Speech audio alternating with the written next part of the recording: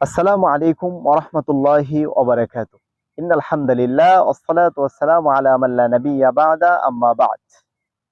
প্রিয় মুসলিম উম্মাহ, আমরা আজকে গুরুত্বপূর্ণ একটি বিষয় নিয়ে এসেছি।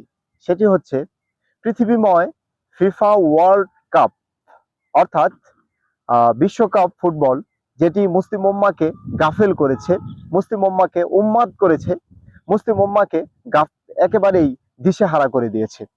আমাদের জানা উচিত যে এই বিশ্বকাপ ফুটবল মুসলিম উম্মাহ থেকে কেড়ে নিচ্ছে তাদের জীবন, তাদের ভবিষ্যৎ এবং তাদের বর্তমান সহ সবকিছু।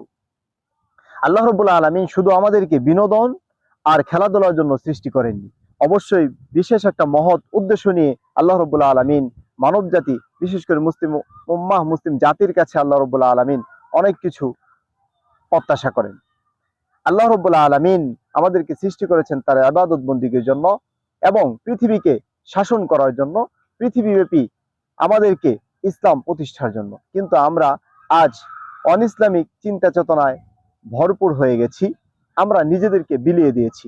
আল্লাহ রাব্বুল আলামিন বলেছেন, ইয়ালামু আন্নামাল হায়াতুদ দুনিয়া লাইবু ওয়া লাহবু ওয়া যিনাতু ওয়া তাফাখুরুম বাইনাকুম, যে তোমরা জেনে রেখো নিশ্চয়ই ইহকালীন জীবন এটি হচ্ছে খেলাধুলা, বিনোদন এবং সৌন্দর্য, আর হচ্ছে পরস্পরের মধ্যে তোমাদের অহংকার আর গর্ব।